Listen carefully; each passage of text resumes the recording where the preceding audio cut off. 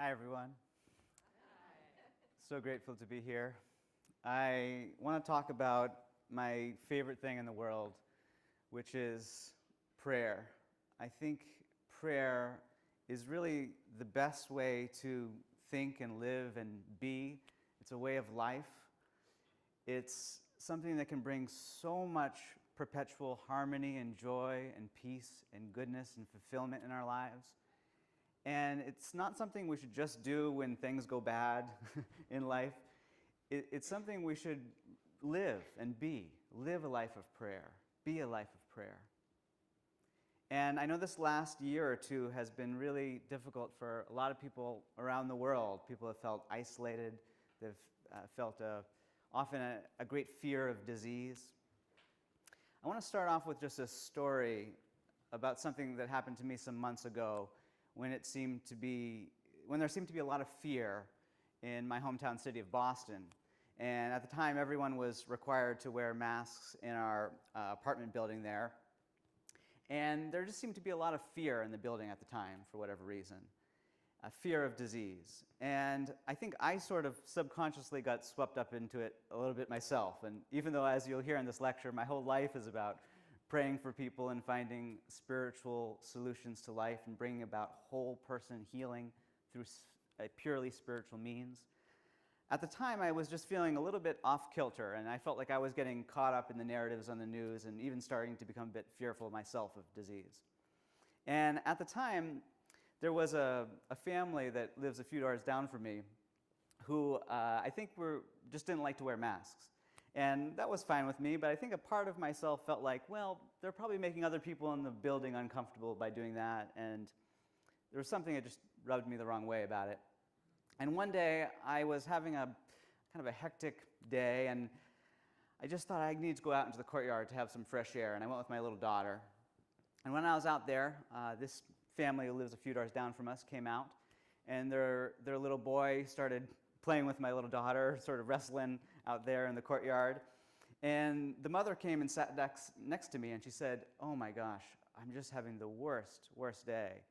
She said, my little son here is just so sick. And she started to list off all the symptoms that he had and how he was just doing terribly. And she said, "It's not just him, my husband has it too." And I look over at my daughter wrestling with this young boy, and I just seemed a little inappropriate to me at the time. And so I just kind of brushed that off, and I started to pray about it myself. But I think there was a part of me that just felt fearful. Oh, maybe she'll get sick that way, or maybe this will make other people sick. And all those symptoms seemed to be the ones that people were so scared about. And later that night, really just out of the blue, some of those symptoms that she mentioned, I start to manifest myself. And I kind of laughed to myself and thought, okay, well, I've got to buckle down and pray about this. But I just sort of half-heartedly prayed, and nothing really changed. And I went to bed that night, and I thought, oh, it's probably not going to stick. And I woke up in the morning, and I was just had all the symptoms she listed. And they were as real as anything could be. At that point, I thought, okay, I really need to pray about this. Now, when I pray, I often use ideas that are time-tested in the Bible, that come right out of the life of Jesus, and that are really explained throughout the Bible. And one of the big themes in the Bible is this idea that there really is only one God, one cause behind everything. And that cause is divine, infinite love. That really is the one cause. And there's this idea that comes out really early in the Bible and is expressed throughout that we shouldn't have any idols or beliefs in other causes or powers besides the one creator, one God. Now, when I use the word God, a lot of people will say, okay, well, you've got your own God, maybe the Christian God. Well, don't other people have other gods, the Muslim God or the God of this civilization or that civilization? Why do you think your God is right? And if your God is right, does that mean all the other gods are wrong? If we just take a step back for a moment, what I think of when I think of God is just what we all belong to, what we're all in, what we're all of, the one creator. Now, what is this? It can sound abstract, but if you think about it, we often go through our everyday lives thinking that we're little creators, We're creating our lives and so forth. And we think that that's kind of the creative power that's going on. My personality, your personality, whatever. My will, your will. But if we just step back, we can begin to discern very clearly that there's something that's creating and sustaining existence right now, and it's not an individual mind or psyche, right? And we all belong to this thing. We could call it life, right? We all belong to life. We're in life together. We're of it. We're expressions of life.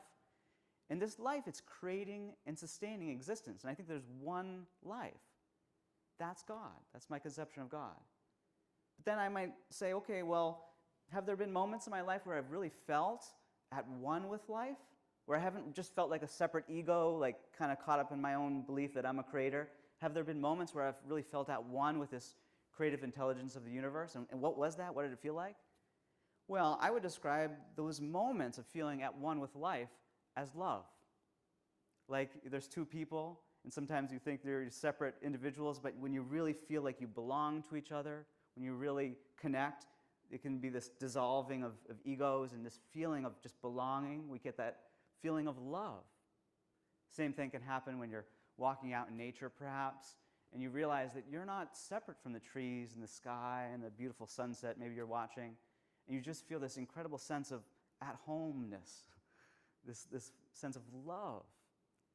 I think God is love. Life is love. But love is not just a mere feeling or emotion. It's really the intelligence behind everything. And when I use that word intelligence, I think of a universal, infinitely intelligent mind. How do I have evidence that there's a mind that's infinitely intelligent, or that you could say is perfect? You might think, well, that sounds, a little bit out there. Well, if you think of something like mathematics, and you have 2 + 2 = 4, for example, just an equation in mathematics, those equations are eternal. In other words, they're not subject to the laws of evolution or change. They weren't born one day, they don't die another day. They're perfect, and they're ideas, but not any one of our individual minds created 2 + 2 = 4, right? It applies to everybody, it's universal, and yet those are really our ideas. They're not material representations. We write 2 + 2 = 4 on a chalkboard, you erase it. It doesn't change the fact that 2 + 2 = 4 because it's an idea, it's not a material representation. Does that make sense? But then you can ask yourself, well, what created that eternal idea? Ideas come from a mind. And if something is to create an eternal idea, there must be an eternal mind behind that. So life really rests upon the fact of there being eternal ideas, perfect ideas. And I think of God as the perfect mind, the mind of pure love and life. So back to my story. So I was struggling with that illness there. And what I decided to do in my own prayer was just recognize in my own thought that was I believing that there is one creator? And the second I started to think if I believed that in that moment, I started to recognize all these different idols or little creative powers that I started to believe in. Well, I was believing that that woman, that lovely woman who lived a few doors down from me, I was getting annoyed at her, and I thought she was her, that she wasn't acting appropriately, and that was the cause of evil or disease that I was experiencing. And I started to, instead of buying into that, I started to think about all the godlike qualities that she expressed, all the beautiful mothering qualities that I had seen from her. And I kept thinking about that sense of tenderness and care that she had for her kids, and that was an expression of divine love. And I thought about that long enough that I could just feel that that was right. Now, often when people think about Christianity or religion, they focus on morality. Sometimes people are turned off to religion because they think, oh, you have a sense of right and wrong, and I don't like that strict morality that you have. Well, just like I explained God in hopefully very universal terms that I hope you can digest and take on board there, I just want to quickly explain morality, because we all innately I think, have a universal morality that applies to everyone. If you see things like an accident or an illness, somebody gets a bad diagnosis, you say, something has gone wrong. That intuition is deeply meaningful, because just like 2 + 2 = 5, if you saw that on a chalkboard and somebody was using that equation to do their taxes or to measure and build a building, and those taxes went awry or that building fell down because there was that wrong equation used, you would say that is wrong because it wasn't expressing the perfect principle of mathematics. Does that make sense? No, an interesting observation here is that there is no opposite to the principle of mathematics. There's no chaos of mathematics, an anti-principle of mathematics, right? There's just the principle or the ignorance of the principle that can be applied incorrectly and then cause difficulty in life. I think the same truth we get out of the Bible, that there really is just love. What we see as hate, that's not an anti-force to love. It's not the opposite of love. That's just an ignorance of love. And we're going to talk about that a bit more in this lecture and how powerful that can be when we really understand that. So I was recognizing that was an idol in my thought, to think of this woman as a creative power. And I started to recognize that what's really right about her is her expression of love, of God. And just like if you had a wonderful day and everything is going right, everything is harmonious, there's so many moments of love throughout the day, and you think, today feels so right. That intuition also deeply meaningful and true. It's right because it's expressing the principle of life, that is love, that it's infinite intelligent mind, that's good, right? You're having good ideas, that's why you feel good, you feel right.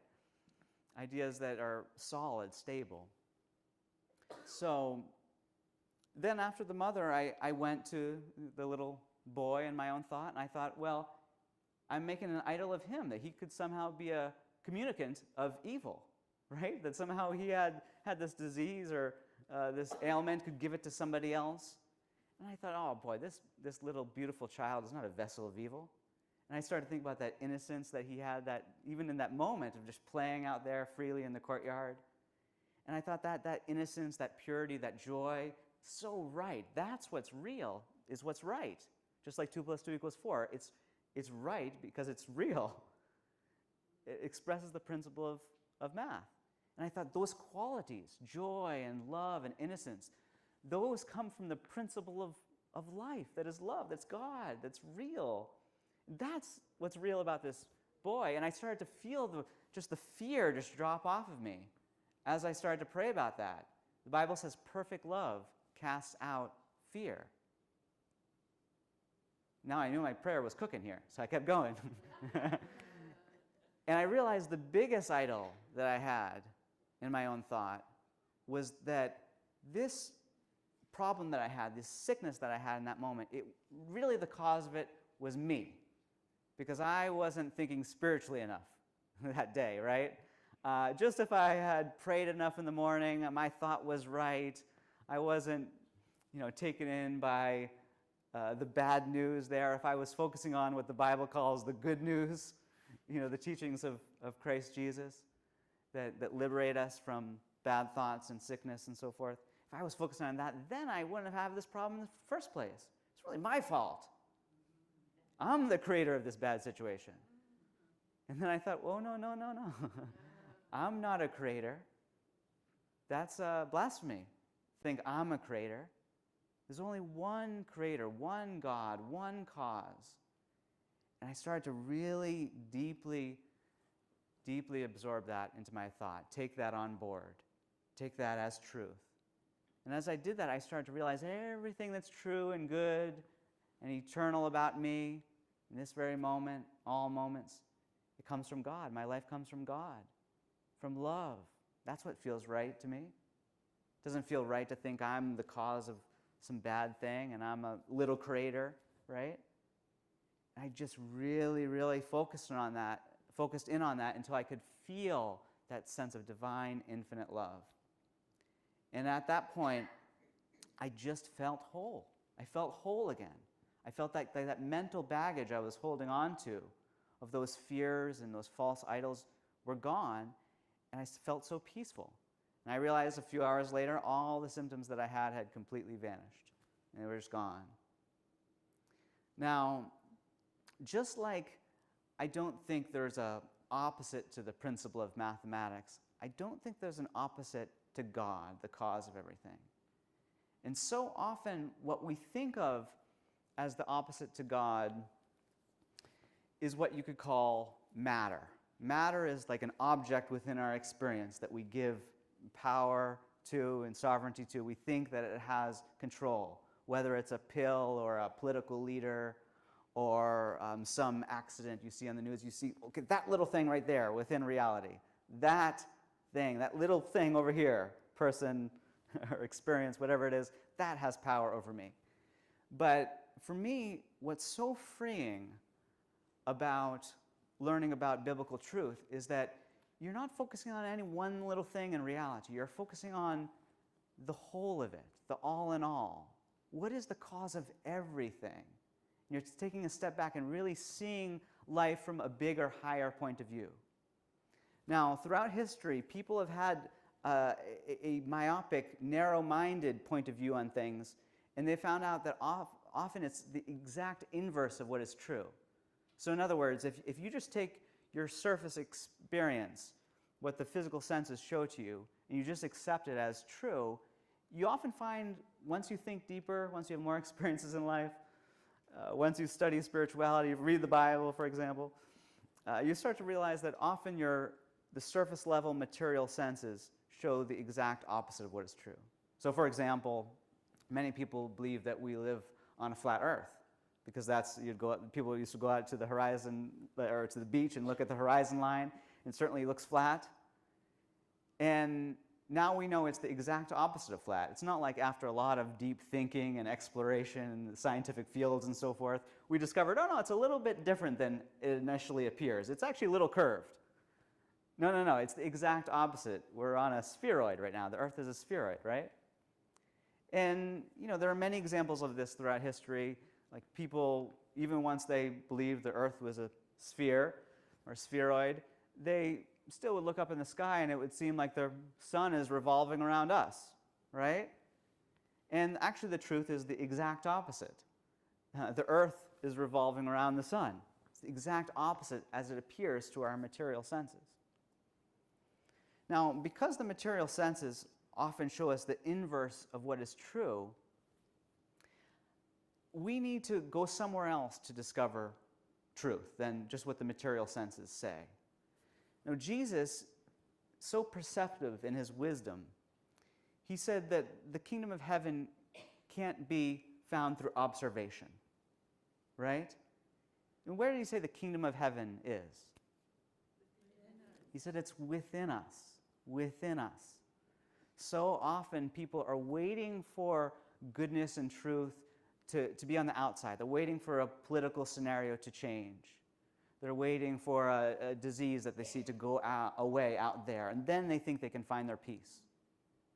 But Jesus brought a different view of reality, an inside-out view of reality, because he realized that life does not start with matter, with the little things and the objects of material perception. It starts with mind, with God, with intelligence, right?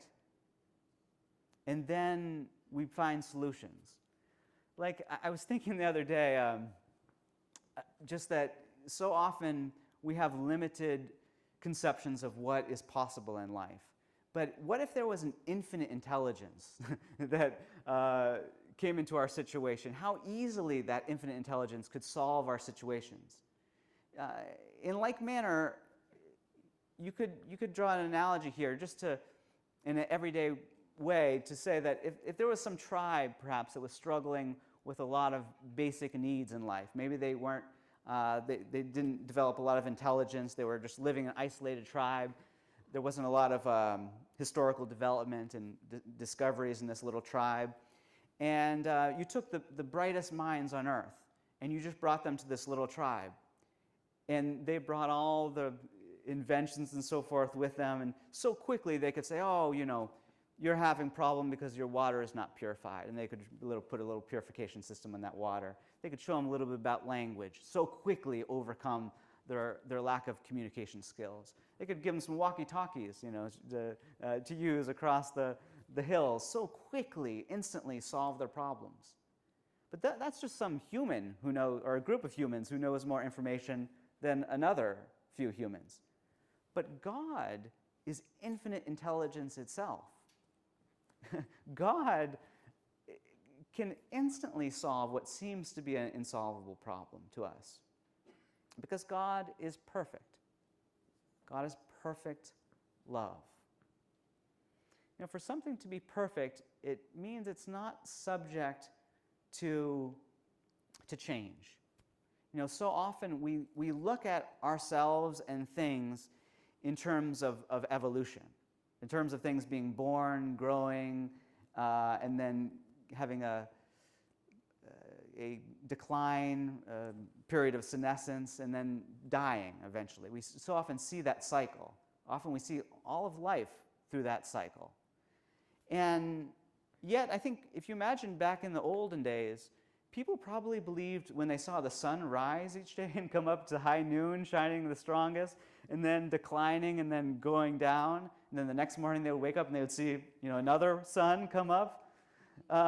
They probably thought that was, sun being born and coming up, rising from just a dim little light to its full shining, and then declining, and then passing on. The next day, another one, right? Now we know that that's not true, that a sun is being born each day and rising in absurdity.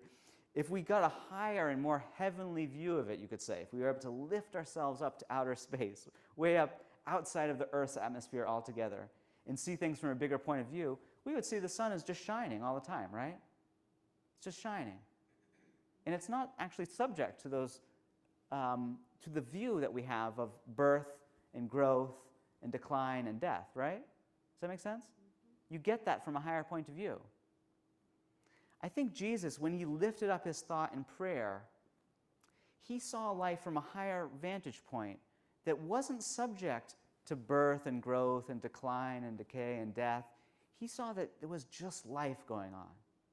He said he came to bring life, and then he didn't say, and death. He said he came to bring life and life more abundantly. I think he just saw that there is life. There's no opposite to life. There's just love. There's no opposite to love.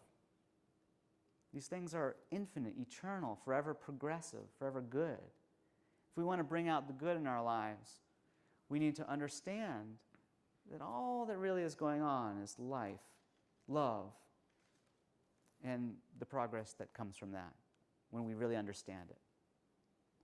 Now, so often life appears in terms of opposites, life and death, good and bad, love and hate, whatever it might be.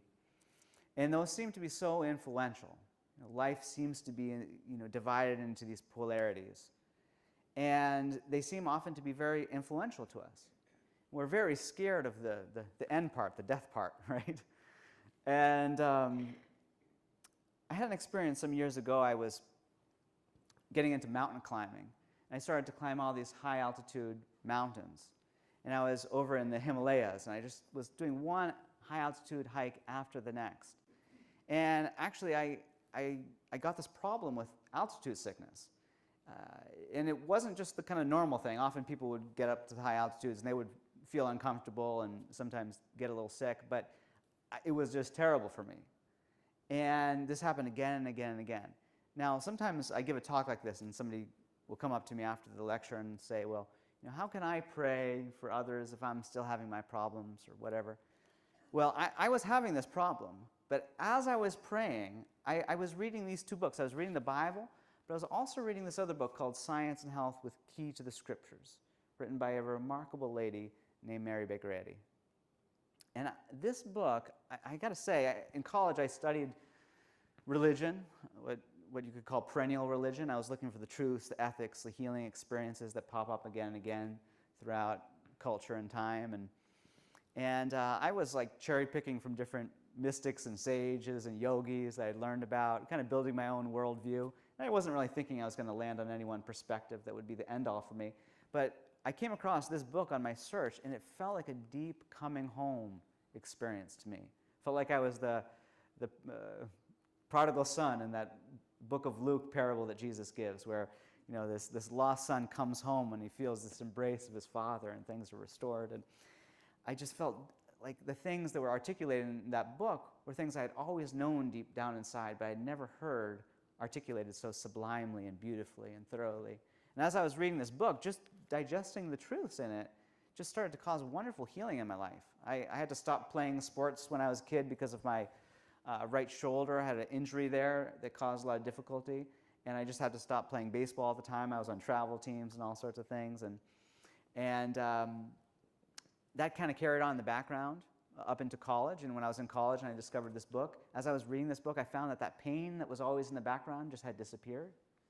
I was doing personal care work for a woman at the time to help put myself through college, and I was caring for a woman who was chronically ill for about 15, 20 years, essentially bedridden. And long story short, I started sharing with her what I had learned in this book, and within a few months she was up out of her bed and taking dance classes and art classes. And her whole life turned around. I had a family member who I had a lot of difficulties with, and who was an alcoholic, and I started to see him through a new light, and all of a sudden he dropped his need for alcohol, and we started to have a wonderful relationship. And so there was all sorts of wonderful healing going on there. And after I graduated college, I took this trip around the world, this coming-of-age adventure, and I was up in the Himalayas. And yet, when I was having that problem with the altitude sickness, I just knew that I could pray about this and find a solution. And as I was praying and reading these books, being reminded of all that healing I had already experienced, every trip to those high altitudes, I had these two books with me, and I felt a deep sense of comfort reading these books. Jesus, he essentially says, I'm paraphrasing here in the book of John, I'm not going to be with you forever, but don't worry, I will send you a comforter. And Mary Baker Eddy, the author of this book, Science and Health, when she felt that she discovered what she called the science of the Christ, or the science of God, of life and love and truth, she felt that was a fulfillment to that kind of inevitable promise that Jesus saw that would come about. He knew people would understand his teachings more thoroughly as they practiced it and discovered more for themselves. What Jesus, something really interesting about him is he had a sense that what he was teaching was eternal. It was forever. It wasn't just a cultural thing. It wasn't for just one group of people. He said, heaven and earth shall pass away, but my words shall not pass away. He had a sense that whatever you think of, your ideals, your present experience of life, that might go, but what I'm teaching here is going to stand the test of time. It's the rock-solid truth that you can base your life upon. And so as I was hiking up there, I started to really have a sense that I could rely on these teachings. They could bring me healing. But I wasn't just thinking about myself. Christianity, one of the beautiful things about it is that it gets us outside of self, right? The very first line of this book, in fact, The Science and Health is Key to the Scriptures, the first chapter is on prayer, and the first line says, the prayer that reforms the sinner and heals the sick is an absolute faith that all things are possible to God, a spiritual understanding of him, and unselfed love. A love without self. Real love. Now, sometimes, I mentioned there briefly that hate's not the opposite of love, right? Like, you can even think of the most hateful person you can imagine, perhaps a dictator who is causing war. We're dealing with that on the world scene right now, or what appears to be that. You could even say, a dictator, well, if you really examine their motives, well, they have love. They probably love their family.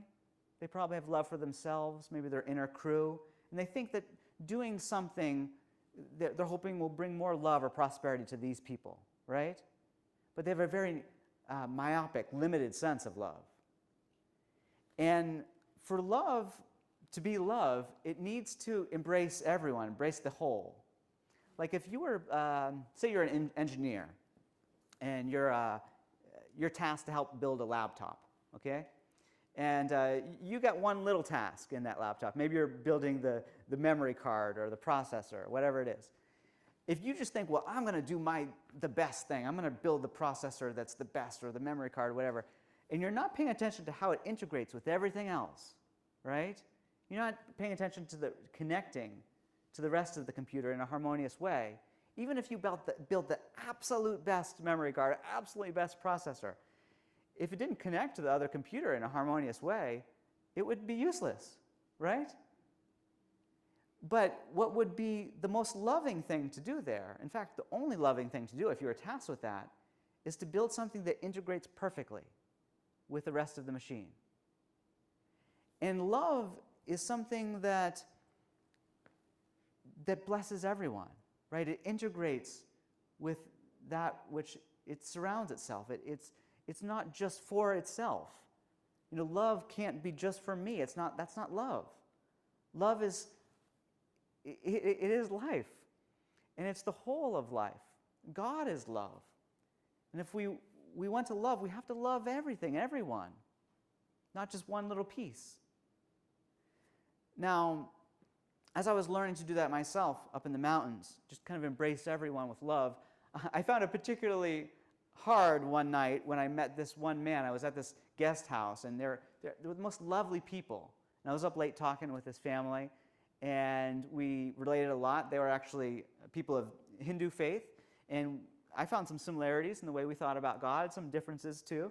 But we had a lot in common, and a lot of love for life and so forth. And we just stayed up late having the most wonderful conversation and sharing some of our experiences. And yet there was one brother that was in this family who just seemed to have a black cloud over his head, was aggressively negative. And I mean, it was like he had some kind of mental issue. It was so bad. And I really wanted to give him a dose of love that night, but he wouldn't let me. He wouldn't let me talk to him. And I never really got the chance to share anything with him, but I thought, oh, I would love to figure out how to help him because he just seems to be doing so bad. And what happened is a few days later, I hiked back down. I was up near the town of Darjeeling in India, and I got a call from my mountaineering guide who had been with me on that little expedition. We were kind of checking things out in this area, and then I was going to do a longer expedition. And my mountain guide said, hey, that guy you met up in the mountains who was so negative, turns out he was in a horrible accident, and he's in the hospital. People are afraid that he's going to pass on. And would you like to come visit him with me? And I thought, oh, of course, of course. And so I thought, okay, well, this is my chance now. I gotta go in there and be a beacon of love and light and everything. Well, I got to this hospital, and I gotta say, I wasn't fully prepared for what I was about to see. I'd only seen images and sounds of disease like this at Halloween in America. It was just a crazy scene. And especially when I got to his hospital room, it was as if he was acting as if he was a demon. And he was strapped down to the bed. It was a very strange scenario. I had never seen anything like this before. And people were coming into his hotel room, and they were basically saying their goodbyes. They were crying, and they were leaving like it was the last time they would ever see this man. And the way he was acting, it reminded me a lot of when I was in high school. And actually, there was a man on a stage quite like this one. And he was a professional hypnotist.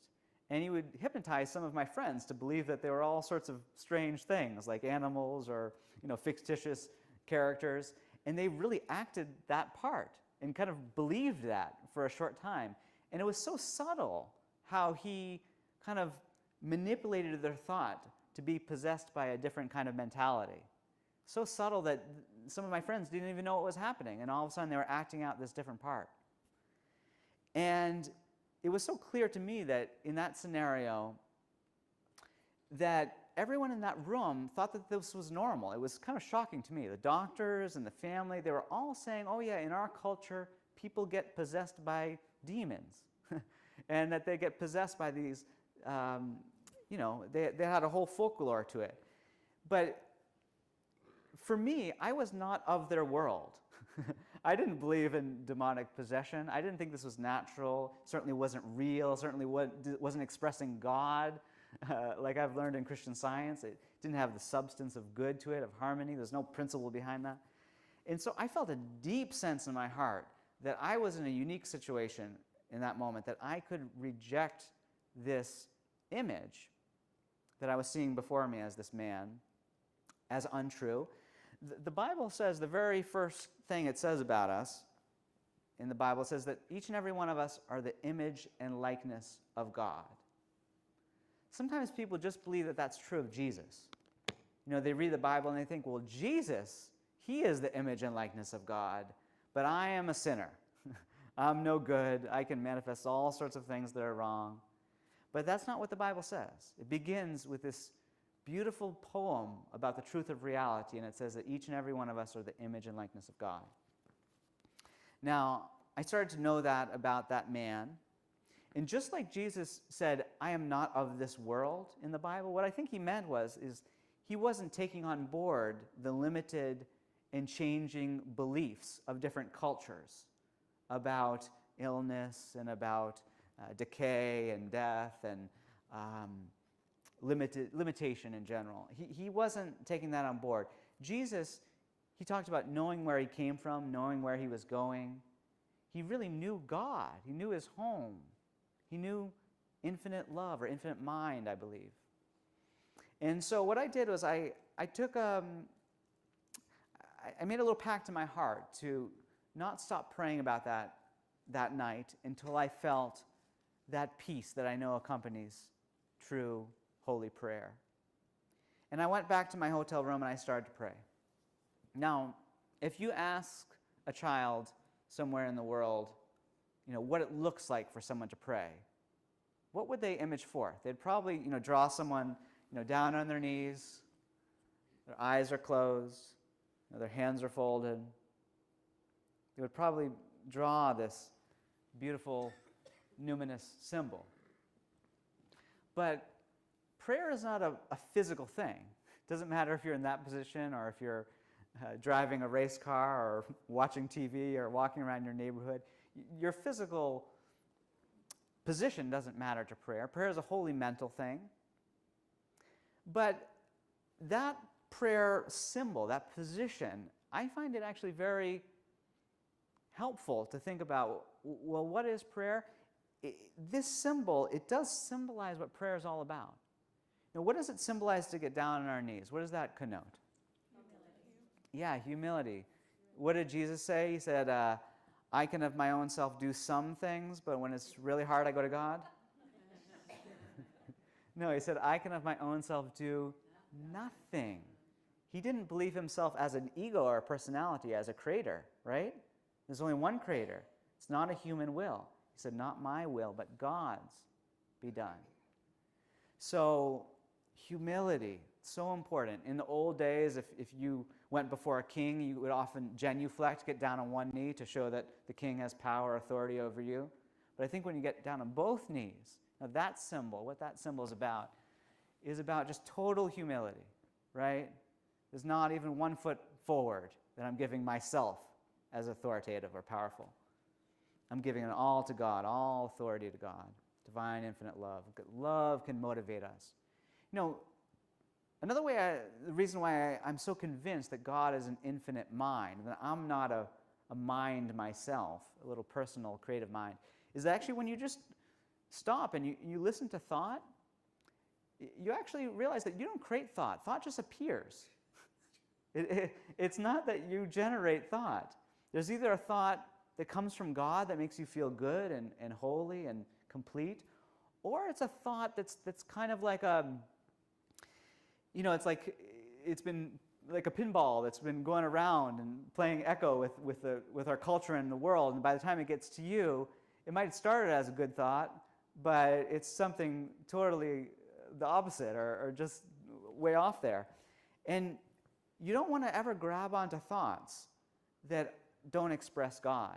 Just like if you went to the edge of a highway and you saw cars buzzing by, it would be fatal just to reach out and grab one of those cars, to think just because you see and witness them that they're yours and you should grab onto them, right? And when thoughts are coming to you, you don't want to personalize them if they're not coming from God. In fact, you never want to personalize thought. You want to just recognize that good, pure thoughts come from God, and only hold on to the thoughts that are going to save you, going to really rescue you. And sometimes it feels like we're out at sea and there's waves all around us. And if someone threw you a little life raft out at sea, you would grab onto that little life raft, even though it might only be a few feet long. Maybe there's miles and miles of ocean all around you crashing. But you would just hold onto that little life buoy or life raft until you were completely rescued. Same thing is true in prayer. We want to hold on to a true thought of God until it rescues us, brings us to safety. So, to finish this prayer symbol, you have that humility. You also have the eyes being closed. Where did Jesus say we should go to pray? The closet, and he was a man of the wilderness, often outside. There weren't a lot of closets around. But he was obviously using closet as a metaphor there, to block out a material sense of things, to get quiet, to go within, to discover that holy voice of good. And there's also these hands coming together, right? So often life appears, like I talked about, in terms of duality, polarization, us versus them, these different sides. But in prayer, there's unity, there's oneness, and there's often a pleading for it. What did Jesus say? I and my Father are two, but when I pray, we're relatively close. They say, I and my Father are one. Just one thing. And that's it's so important. There can't be a mind without an idea, right? Ideas are needed to a mind. The mind needs those ideas to exist. Those ideas need the mind. There can't be a cause without an effect. That effect needs the cause needs the effect. God needs us. There's no God without us. We are the manifestations of love.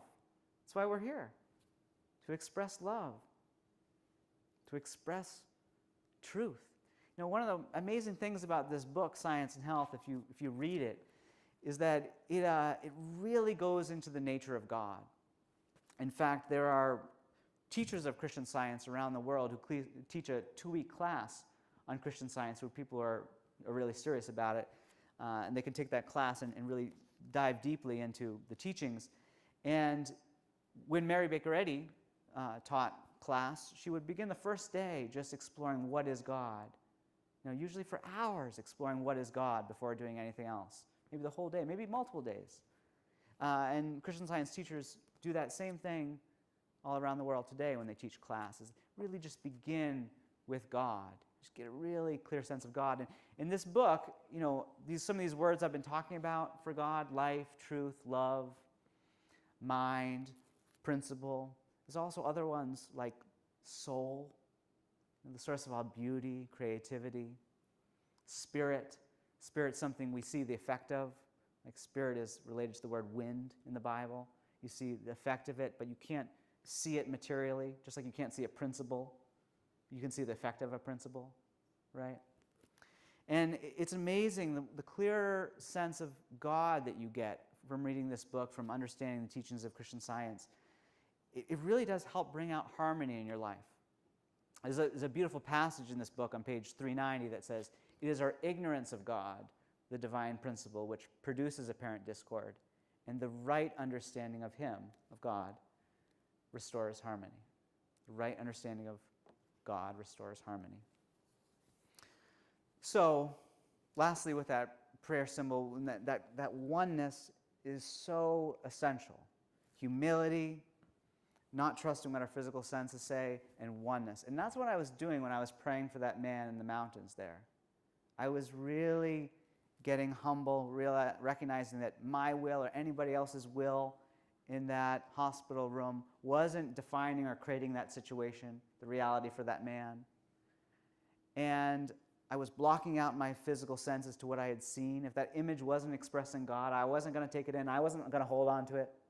Right? I was just going to let it pass right by. I was going to wait till the ideas of God come to me and hold on to those let those rescue me, hopefully help rescue the situation too. And as I prayed that night, I started to recognize, I don't know exactly how my prayer went or anything, to be honest, but I was really getting a sense that this man was a unique, needed idea of life. Eternal, perfect, whole, good, loved, complete.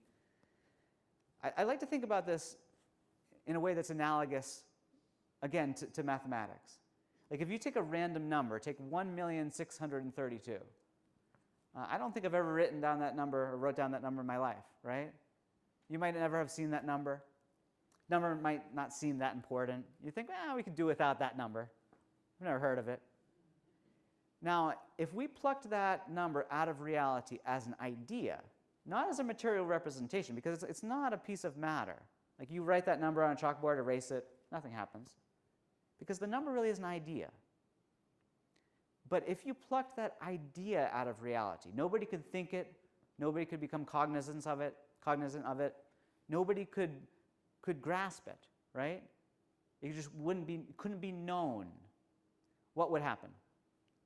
Well, I guarantee you, the stock market would crash worse than any war could cause. Computers around the world would all just start getting error messages. The internet would be down. Because that number, it's needed in terms of, to calculate things around the world. And just computers would just stop working. Civilization would stop. It would be horrible. But that idea, it's accessible to anyone. It's an infinite, eternal idea. And as I was praying for that man that night, I was realizing that this man is more valuable than something like a number, right? This man is God's loved expression. So much more conscious than a number, so much more intelligent, loving than a number, and yet as needed to reality as any number could ever be. That he had a niche, a unique way of expressing life or God that no one else could fulfill. So needed, so loved. And as I was praying along those lines, I felt a deep sense of holy, numinous, sublime joy, comfort. And it was wonderful. Prayer really can make us feel whole, can make us feel like we deeply belong, can make us feel, as we think about others, just really joyful and right. And I felt right that night as I was praying about that man. All those images that were so wrong, I realized that they didn't have substance to them, right? They didn't have a principle or an intelligence behind them. And I felt so right. And I went to sleep that night feeling good, and a few days passed, and I was hiking back in that area again, now on a longer expedition, and I realized I was passing by where I originally met that man. And I thought, I should stop in and say hi to the family. And as I was walking up that grassy path there, I saw the man who had been in the hospital already back at his home. But now, instead of having that black cloud over his head and being aggressively negative, he just had this winsome smile on, this beautiful smile of joy. It felt like the same joy I had felt in my prayer that night. And the family told me that, it was a miracle that he had just recovered very quickly. And they were just so, grateful to God. And I was as well. So grateful. And, it was interesting. I even remember when that first happened, even though it happened as I have explained it to you here, I had a deep feeling that, I didn't do this. Could have my prayer have done that? There must have been other people praying. There must have been other influences. And I had a deep feeling like I was even very bashful about talking about it, like I was the one who healed that man. And I think the reason why I felt that way is because I didn't heal that man. Christian Science healing doesn't change people from sick people to healthy people. Just like you don't change a flat earth to a sphere or spheroid by getting a higher, more correct view of it. You just see what it always has been all along, right? If you went up into outer space and you saw the earth so beautiful, you would never look down upon the earth and say, you're looking so ugly today. You would see that beauty. It would be astonishing. And you would see it as that, oh, it's always been a sphere. Well, that's what I was doing in my prayer that night. I was recognizing this man, being an expression of God, is always harmonious, always loved, always complete. And then all of a sudden, I was able to witness it in such a beautiful way. But it wasn't me making that. God is the one and only creator. Well, I want to share one last story with you today about healing, one that's, has just meant so much to me over the years. At least this one last one from my life, and then we'll get another one before we close. But I was praying some years ago about how to really express unselfed love. Remember that line I sent you, I shared with you in this? The prayer that reforms the sinner and heals the sick, an absolute faith that all things are possible to God, a spiritual understanding of Him, an unselfed love. I was praying about how I could get outside of myself. Stop thinking about what am I going to buy on Amazon today, and just my everyday needs, and how can I just live a life more on purpose, right? And I decided to go to this jail, this local jail, and volunteer at this jail. And I thought, maybe these people could really be helped and healed through some of the same ideas that have helped and healed me. And I went to this particular jail, and of course I had these two wonderful books with me. And I thought that this book, Science and Health, is a key to the Scriptures, so it could help people. So many people are studying the Bible in there, but I thought this could really help them understand it, practice it. And I had never really been in a jail like this before, and I was a bit nervous, and I think this was the second time I went to this jail. And I was expecting a big crowd. I was all prayed up. I was all ready to go. And I get there, and only 2 people show up. And at first, I was impressed by the numbers. Like a lot of people today, they think, religion is declining, there's not as many people, and more people means more important kind of thing.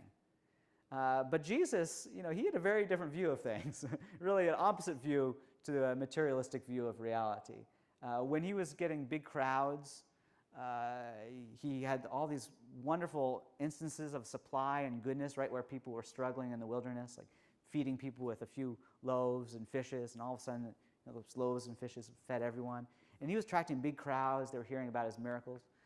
But then he started to go deep with them. And he was saying, if you want to follow me, you need to drink my blood and eat my body. And it says in the Bible, it's kind of a funny passage, they said, that teaching is too hard, and people left. Well, he wasn't a cannibal, right? Jesus wasn't teaching cannibalism. The Bible, sometimes people think, it's the literal word of the Bible. Well, Jesus is not a cannibal, so it's not totally literal there, right? He was talking about really digesting his life, really living it, right? Just the flesh and the blood of it, just really manifesting the same life as he did. He looked to everyday people, fishermen, housewives, just regular old folks, and he said, you guys are going to do the same things that I did, even greater. Because he said that I go to the Father, and I think he expected people to go to God as well in their prayers, in their understanding of life. And as I was sharing with these guys in the prison there, and I started to realize that even though there was 2 of them, they were hungering and thirsting for what is right. And it was just, it was kind of amazing to see that these big, tough guys with tattoos and kind of all this history of violence and so forth, they had such a tender innocence inside of them. Just this beautiful little receptivity, right? It's in all of us. A receptiveness to good, to what's right, to what's real.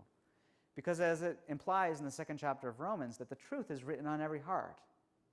We might not all hear truth in the same words, the same voice. We may have not heard articulated like it is in the Bible or this book, Science and Health. But we all know truth deep down inside. We all know love, life, soul. Well, as I was sharing with these 2 guys, I was really sharing from a perspective of Christian Science. And I didn't quite explain that word science yet in that equation, Christian Science. Most people think that those are like total opposites. Sometimes online I see people say, oh, Christian Science, that's an oxymoron. Or like, those are like two opposite words. Stephen Jay Gould, the famous science writer of the 20th century, he said that religion and science are non-overlapping magisteria. Like they're two domains of human thought that are quite wonderful, but you can't put them together. I think Jesus, he wouldn't have agreed with that point. Jesus, he saw life in a holistic, singular way. That truth and love are the same things, right? From different angles. That science, it's just a word that means knowledge.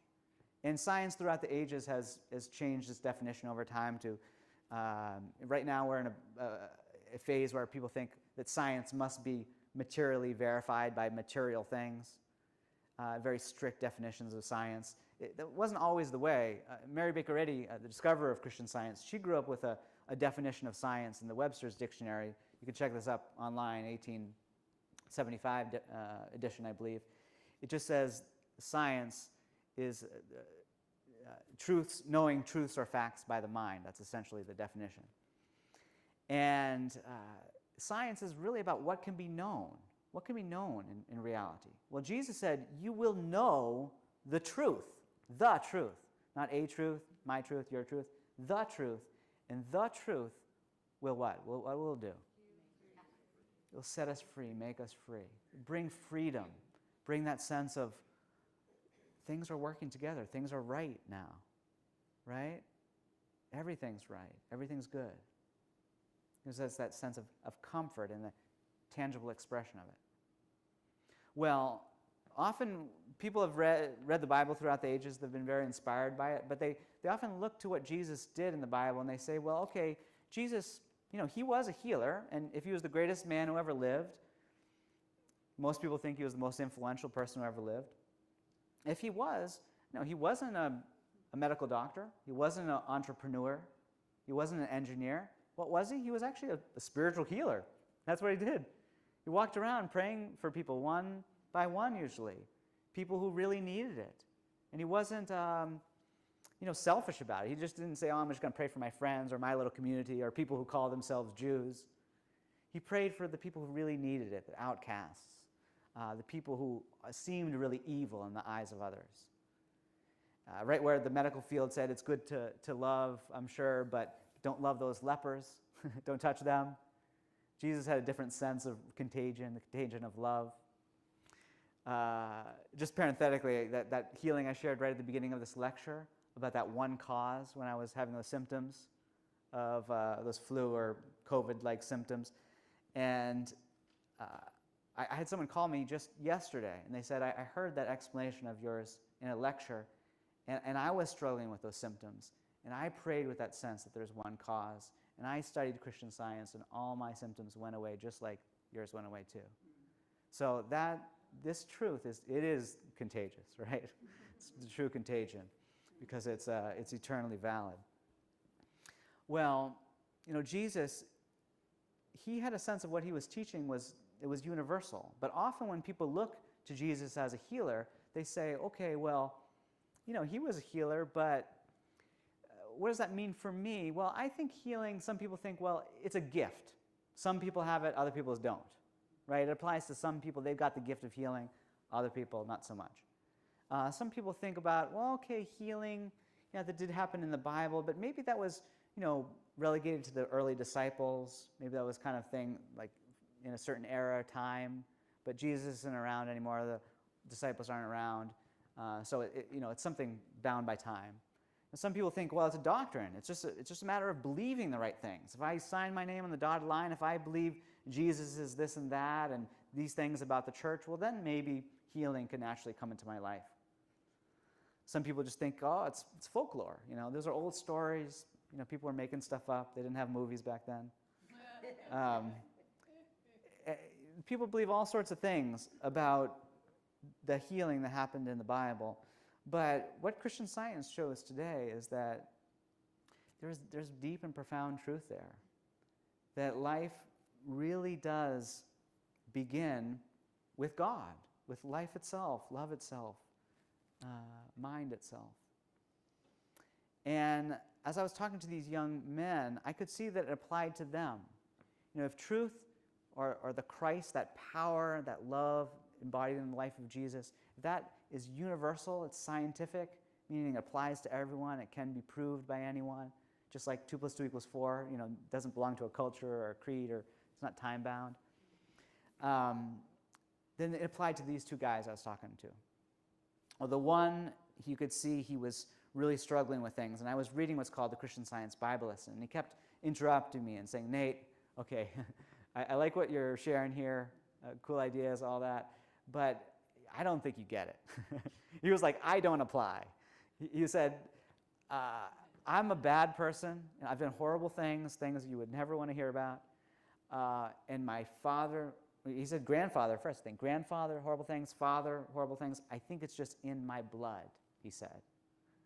Well, I didn't have time to tell you today, but when I was hiking up in the mountains, when I had that altitude sickness problem, eventually I prayed for myself.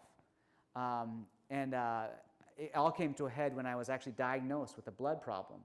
And I wasn't going to be let into a month-long mountaineering course to cap my wonderful journey there. And I felt so inspired all along to do that. But when that happened to me, there was a doctor who said, oh, don't worry, I can lie for you. And he said, oh, I'll just, you've come so far, you're American, you're way over here in India, I'll just sign the paper, say you're fine. And I thought to myself, well, Jesus didn't say you would know the lie, and the lie would somehow get you out of this one. He said you would know the truth, right? The truth sets you free. Mary Baker Eddy echoes that in Science and Health, saying honesty is spiritual power. Well, one of the ideas that I was praying about there was an idea that I was sharing with those two men that day, and it was this idea of identity. Jesus, he understood his oneness with God. One of the analogies that he uses that helps me understand that is that he talked about himself as well as people following him as the light of the world. What does that mean? What's that analogy getting at? What does it mean to be the light of the world or the light of God? Well, if you take a light beam, if you saw a light beam coming out from the sun, right? You can imagine it shining from the sun down onto the earth. And you said to that light beam, you got bad blood, you're no good, you're diseased. It wouldn't change the light beam's nature one bit, no matter what you say to it. Wouldn't change it or affect it one bit. What if you walked up to that light beam and started to physically manipulate it, try to put some pills in there, surgical operations in that light beam? Would it stop it from shining or change its nature? You can't do anything material to it to ultimately change it. What if you walked up into that light beam and you tried to box it in? You literally put it in a box. Walk into the other room and say, all right, I'm going to find out what this light beam is really made up of. Open up the box. Would it be in there? No, you can't box it in. But if we're honest with ourselves, often we can be hypnotized by our society, by the cultural beliefs in our society, to think, well, I am defined by what people have said about me and what I've said in my life. I'm defined by what's physically occurred in my life. In my past, what people have physically done to me, what I've physically experienced. Or I'm defined by how the world, what Jesus called the world, or our culture has tried to box us in. This age, this race, this part of town, these parents, born in this country, dealing with these situations, whatever it seems to be. That's what defines me, that limited box. Well, what is that light beam defined by? Where does it get its nature, its substance, its energy, its life? The source is the sun. And how many suns does it have? Just one cause. One cause. And out of that one cause, you could say that sun, without going into all the physics of it, you could say that sun creates each light beam out of its very own being, brand new every moment. Does that make sense? It expresses itself at every moment and creates that light beam brand new. One of my favorite parts of the Bible, it's right at the end. It's like this grand hallelujah. It talks about all of our visions of sorrow and death, so forth, passing away. And it says, behold, this is the book of Revelation, understanding, right? It says, behold, I, God, make all things new. All things new. Well, when I was praying for that issue that I had with my blood there, I I was defining myself that way. I felt new, and I eventually had a full and complete healing and was able to hike high altitudes with no problem. And when I was sharing with those two men in that prison there, when that one man was saying, oh, I'm defined by what's in my blood, I said, oh, I got a story about blood for you. And then I talked about the substance of it. And this good truth that helped me, it was contagious, right? Now it was helping him. It was uplifting him. And we talked about his identity. It wasn't defined by his grandfather, his father, any biological theory, any cultural belief. He was a son of God. What did that mean? Well, if God is love, he's loving. That's his nature. If he doesn't act loving, if he acts hateful, it's going to feel wrong. Why? Because it's literally wrong, like 2 + 2 = 5. You know, if he thinks, oh, I'm not creative, I'm not soulful, that's going to feel wrong because he's the expression of soul. You know, I'm not honest, I'm not good, I'm a bad man. That's not true because he's the expression of truth. It's his very nature, right? My life isn't worth living. Oh, no, no, no. He's the expression of life, of love. So as we kind of walked through that mentally, you could see the kind of light bulb was going off. He's like, I'd never heard something like this before. That's what he was kind of feeling in the moment, you could tell. And it was as if he was saying, if this is true, maybe my whole life could be different. Well, he took a Bible that day, took a science and health that day, went back to his cell, started getting his nose in those books, ardently reading those books. I got to see him about 6-7 weeks later where I came back to this same jail, same area of the jail. This time there was a big crowd. He must have invited his friends. And he's sitting in the back, like, you know, his arms are out. And he's just got this beautiful cloud-9 smile on his face. And we got going quickly, and so I just started reading the Bible lesson to everybody. But to be frank, I was just ready for it to be over because I wanted to talk to that guy in the back. There seemed like there was a real transformation that went on. And at the end of the talk, he just sauntered up to me nice and slow, and he said, oh, Nate, boy, I got a testimony for you. And I said, what is it? And he said, well, I don't know if you know this about me, but the reason why I came to that healing service that day, you know, all those weeks ago, I heard over the intercom it was a healing service. And he said, I was in a lot of pain. He said, I had been diagnosed with lung cancer. And he said, I was really afraid of it, and I was going to have this invasive operation, and I didn't want to have it and everything, and you know, I know God can heal. And he said, well, I came that day hoping for healing. And he said, you shared those ideas with me. I started reading those books. He said, frankly, I don't know what happened to me, but all my symptoms disappeared. He said, my friends were saying, oh, it's just a relapse. You wait, it'll come back. He said, I wait a week, didn't come back. Another week, didn't come back. Another week, didn't come back. Another week, didn't come back. And there he was standing in front of me as this beautiful expression of what it means to be a son of God. You know, if you haven't read your Bible in a while, wonderful place to start, Matthew 5, 6, and 7. It's usually called the Sermon on the Mount. I often call it Jesus' greatest hits. It's kind of a collection. Most scholars think it's a collection of his greatest teachings. And you know, right at the beginning, he talks about being really blessed. You know, blessed meaning kind of whole, right? Loved. You know, going in the right direction. You're blessed when. And he talks about these qualities of thought, being merciful and humble and being a peacemaker, really striving for peace, or striving for righteousness, what is right and not what's wrong, right? What expresses that principle of good, harmony. And he was just like, those qualities were just so alive with him right in front of me, just a paragon of real health. I love that. Well, Mary Baker Eddy, her whole life, you know, the beginning of her life, it was full of ill health, and she was on a quest to discover what health actually is. And she eventually discovered that it's a condition of mind, really a condition of God, the natural condition of all of us as expressions of God. It's not a material thing at all. Maybe you've met somebody who's, you know, maybe they've had a surgical operation or something, and it's fixed something temporarily, like a stopgap solution to some issue, but, you know, they're still dealing with anger issues. You know, people compartmentalize their problems. They have a psychologist over here and a doctor over here and a, you know, fitness trainer over here and, like, you know, dietitian over here, whatever, a million different people just trying to bring health from all these different directions. But Christian Science offers this one perspective that really changes our life as a whole. It's kind of like recently I had a problem with my computer. I had a little issue with a program that just wouldn't work right. No matter what I did, I tried to tinker with it every material way. I tried to bring in this solution and that solution and tried it from every which angle, and it just seemed impossible. It couldn't be fixed. And then all of a sudden on my computer, there was a thing that popped up that said, you need an update to your operating system. And then I updated my operating system, and that problem just wasn't there anymore. With the new operating system, it just wasn't there.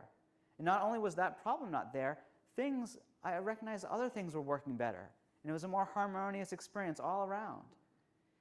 And Christian Science, it offers a new way to operate in life, a new operating system for ourselves, a new way to perceive reality, where we begin to perceive life harmonious all around us. And sometimes what we thought was a problem and insoluble, just as we really update our operating system, perceive life out from God instead of beginning with matter or different idols, we can begin to see harmony everywhere.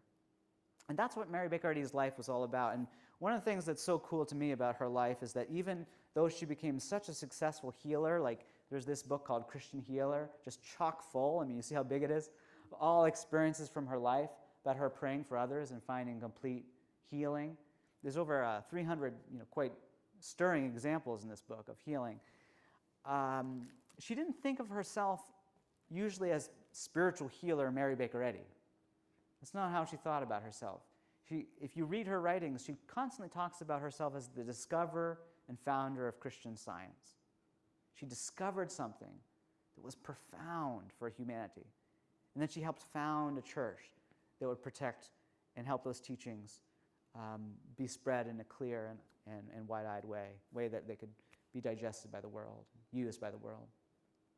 And I'm someone with a background in spirituality, religion. I've studied a lot of different traditions, and I can say from my angle that Christian Science has been the most effective in bringing practical healing to people's lives in a way that's really universal and embraces everyone, that gives that spirit that anyone can be a healer. And just to bring that out, I want to share one last healing example today, someone who was really touched deeply by the life of Mary Baker Eddy. This is someone whose name was Harriet O'Brien. She lived in Kansas City in America during the time that Mary Baker Eddy lived. Mary Baker Eddy tangentially lived from 1821 until 1910. And Harriet O'Brien was someone who just came down with one difficult problem after the next in her life. Just really, the worst story of woe you could imagine. Chronic heart issues, spine issues. She became so sick she couldn't speak anymore. She started to lose her motor movements. There was a surgery that tried to correct some things that went awry, and she stopped walking because a ligament was severed by accident. She was in a wheelchair. And someone started praying for her who was taught by Mary Baker Eddy. And she felt at that time, when this person started to pray for her, she was at death's door at that time. But when she started to get that Christian Science prayer or treatment, very quickly she started to revive. And she started to get better so quickly, she started to think, well, maybe I can even walk again.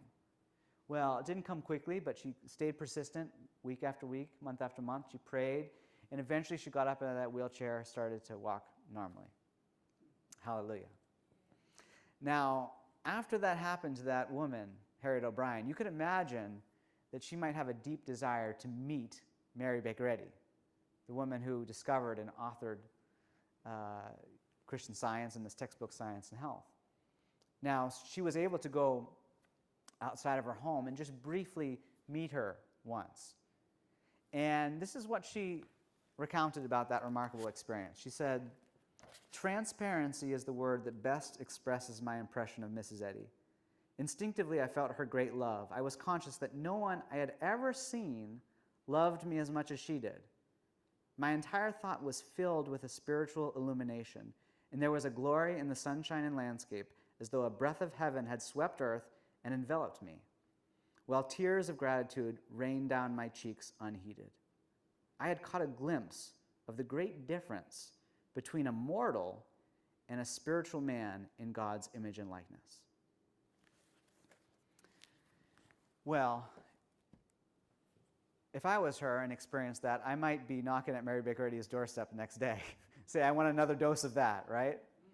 But what's so interesting about Mary Baker Eddy's life is that she really understood at a deep and profound level that she was not the cause of healing, right?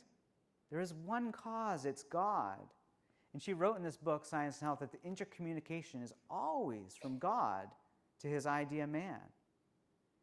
And she taught people how to have a direct connection with God. For something to be material, it means that there needs to be another step before we get to truth. Kind of like if there's a material truth, it's like, well, I need to get this pill that's over there, or it applies to this time, or this person, right? There's like you can't get directly to it. Some people even believe that in religious terms, like there's a spiritual leader you need to go to get truth. You don't have it yourself. Well, Mary Baker Eddy really understood that there's a science, there's a universal understanding of our relationship to God, and that's the direct, non-material, it's just, it's the most direct and absolute pure way to do it, to really understand that you are the very expression of truth. There are practitioners of Christian Science that help people understand this for themselves, but ultimately, the coming home, the healing, is for you to hear God's voice and direction yourself. It's not to become reliant on another person. And Mary Baker Eddy, she was very strong about this, very straightforward about it. And she, with her students, she just pushed them away from her personally. Didn't want them to get addicted at all to her personality or to her as the source of healing, and continued to inspire them as healers. And this happened throughout her life. And in fact, even when Harriet O'Brien met her that day, she said, this is Harriet O'Brien, she said, I had a question in my heart, and it was, can I be a healer too? And she said, the moment I met Mary Baker Eddy, that question was answered without words being exchanged. She just knew it. And she hopped on a train shortly after, went back to her home in Kansas City, and started a public practice of Christian Science healing. Now this woman, Harriet O'Brien, so inspired that she could do it too.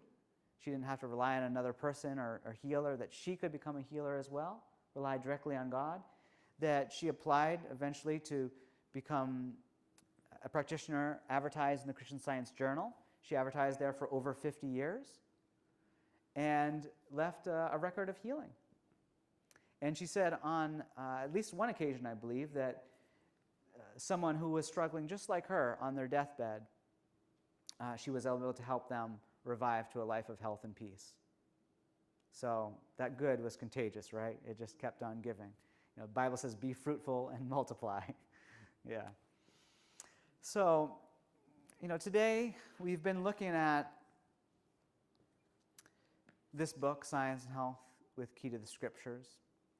And, Mary Baker Eddy, when she discovered the science of Christianity, and she wrote a lot of books, but this one, Science and Health, was really what you consider the textbook of Christian Science.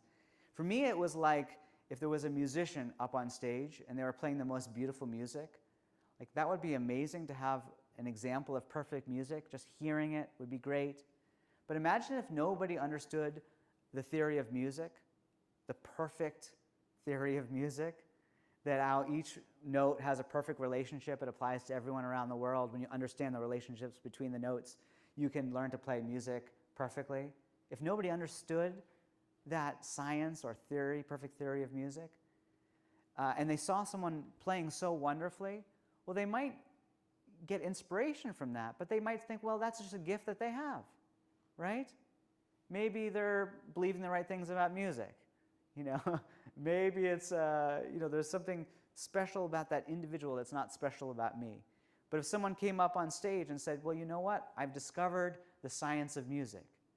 The way that these notes relate harmoniously to each other applies to everyone. And even if you think you're not very musical, once you study the science of music, you'll be surprised how quickly you can just look at sheet music and play any song in the world. Well, that would be a huge discovery, right? And I think Mary Baker Eddy felt the same way when she discovered Christian Science. This was something so valuable to everyone around the world. That very first line of Science and Health, a prayer that reforms the sinner and heals the sick, absolute faith that all things are possible to God, a spiritual understanding of Him, and unselfed love. Sometimes people at the end of a talk like this, they'll come up to me and they'll say, okay, well, I enjoyed the talk, but what words do I actually say when I pray? What should I actually say? And one of the ways I like to respond to that is just to say that, Jesus spoke about prayer as a relationship. He talked a lot about his relationship with God, right? It wasn't just a contractual deal that he had to say certain things to God and God would give him certain things. It was a living relationship, right? Now, if you think about a relationship in life, what makes a perfect relationship?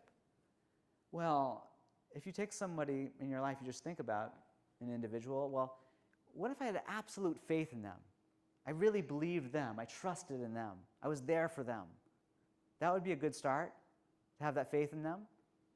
But to have a good relationship, you need to go beyond just believing in someone to actually really understanding who they are. And that takes quality time. It takes non-judgmental listening. It takes just really being with them, being present with them. And even if you had a lot of faith and understanding in someone, that would build a good foundation for the relationship. But if you didn't really love them, that wouldn't be good either, right? But if you really love them, and not a quid pro quo deal, I love you just as long as I'm getting something back, but if you actually really love them in a way that was pure and unconditional, absolute faith, understand who they are, love them, I guarantee you that relationship is going to be amazing. Well, the same is true with God. It's like if someone asked, what words do you say to have a perfect relationship? You would say, oh, I don't know, I love you is a good start, but it's not the words that does it. It's the actions. It's living the life that shows it, that shows that absolute faith, that understanding, that love. Well, that's true with God. If we want to have a perfect relationship with life, with love, with reality, we need to live a life of faith, be trusting in the right thing, no idols, really understand what life is, and learn to express the love that is life. And that's what this book, Science and Health, helps with so much. So I'm going to take some questions if everyone wants to stick around for questions. But I just want to thank everyone so much for coming out today. It's really been a pleasure sharing with you.